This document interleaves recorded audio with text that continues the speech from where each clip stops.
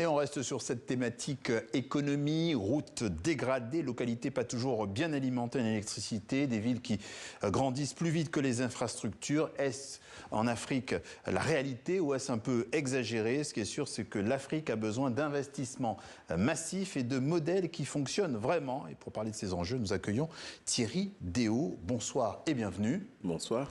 Vous êtes fondateur et PDG de Meridiam, qui est un investisseur de long terme dans les grandes infrastructures sur le continent. Vous parcourez l'Afrique depuis des années. D'abord, expliquez-nous de manière très pratique en quoi consiste votre métier. Notre métier, c'est d'abord un métier de développeur de projets et d'investisseur de long terme. Donc c'est le mariage entre la fabrique finalement de ces infrastructures de services publics, donc d'énergie, de routes, de transport public ou d'autres. Et ces infrastructures publiques, à la fois nous les faisons construire, nous les construisons, nous les exploitons, et dans la durée. Donc ce sont des contrats de partenariat public-privé le plus souvent, de 25-30 ans. Donc des engagements contractuels très longs. Ouais. Voilà. Des partenariats publics-privés, pour vous, effectivement, c'est la méthode qui est la plus viable selon vous ? C'est la méthode qui permet d'aligner les intérêts et de créer des vrais partenariats entre les gouvernements qui ont besoin de développer leur infrastructure et l'économie pour créer à la fois de l'emploi et soutenir la croissance dans ces pays et l'industrialisation et la création d'emplois pour les jeunes Africains, parce que c'est quand même l'essentiel de la priorité. Et puis l'alignement d'intérêts avec le partenaire privé qui lui aussi a intérêt pour pouvoir se rembourser de ces investissements, que le service rendu soit impeccable et de bonne facture. Et se rembourser, on va y revenir. Donnez-nous quelques exemples de projets que vous avez montés, qui sont en cours et qui ont réussi. Alors nous, depuis plus de 10 ans maintenant, nous avons investi plus de 5 milliards sur le continent. On parlait récemment du Sénégal. Nous avons plus de 120 mégawatts de fermes solaires au Sénégal. Donc, c'est chaque ferme solaire quelques dizaines de millions d'euros et qui fonctionne très bien et qui fournit... Pour la distribution d'électricité. Pour la distribution d'électricité et qui fournit de l'électricité à un très bas coût à la société nationale, la Sénélec. Voilà. J'ai pu comprendre aussi que vous avez des couloirs de bus, non?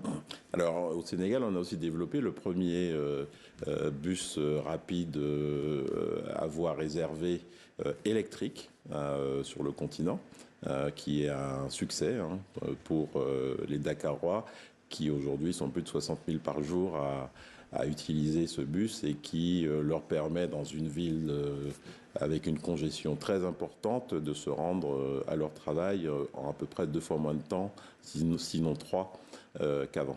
Dans ces projets, est-ce qu'il y a des constructions clés en main ou est-ce qu'il y a des fois des rénovations ? Oh, il y a un peu de tout. Ouais.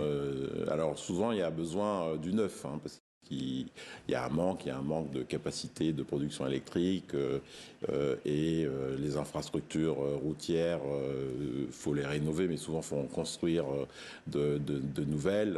Et pour le transport public, qui est souvent le plus pauvre sur le continent, il y a tout à faire. Ouais. Dans beaucoup de pays africains, les infrastructures datent de la période qui a précédé les indépendances.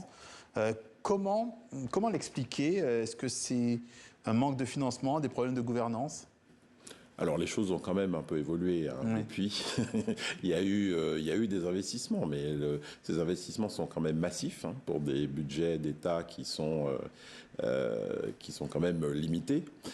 Et donc l'idée du partenaire privé, c'est qu'il apporte ces financements sans endetter l'État. Et ça, c'est important, parce que si les États devaient construire sur le bilan de l'État, à travers de la dette publique, la totalité des infrastructures, elles n'y arriveraient pas. Donc vraiment l'idée c'est pour cela qu'il y a eu beaucoup de délais finalement dans la rénovation et la construction de nouvelles infrastructures, et donc ces modèles de partenariat public-privé qui ont été souvent développés avec la Banque mondiale qui a beaucoup standardisé sur le continent ce type de contrat a permis finalement au fur et à mesure d'accélérer ces investissements.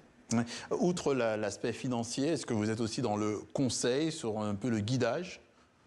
Alors dans le partenariat, il y a à la fois, c'est aussi un partenariat humain, un partenariat d'intelligence pour apporter aussi les meilleures solutions au gouvernement et aussi pour s'adapter parce que des projets comme ceux-ci demandent une intégration à la fois sociale et environnementale forte. Et pour ça, il faut dialoguer et pour ça, il faut apporter des conseils, en effet, à la puissance publique, à la maîtrise d'ouvrage public. Donc vous parlez justement d'environnement. L'aspect écologique est très important, si on comprend, dans votre démarche. Qu'est-ce que ça veut dire? Comment ça se traduit? Alors d'abord, on n'investit jamais sans au préalable avoir fait des études assez longues d'impact environnemental et social, ce qui veut dire, avec les standards de la Banque mondiale et de la SFI, la Société financière internationale, ce qui veut dire vraiment regarder les impacts environnementaux et éventuellement avoir à les compenser ou à les réduire, mais aussi à regarder les impacts sociaux ou économiques, y compris la création d'emplois et comment ça peut impacter. Des fois, il peut y avoir des populations déplacées, comment on rétablit finalement un cadre de vie meilleur que ce qu'ils avaient avant. Et tout ça est typiquement le plus gros obstacle finalement à la réalisation des projets.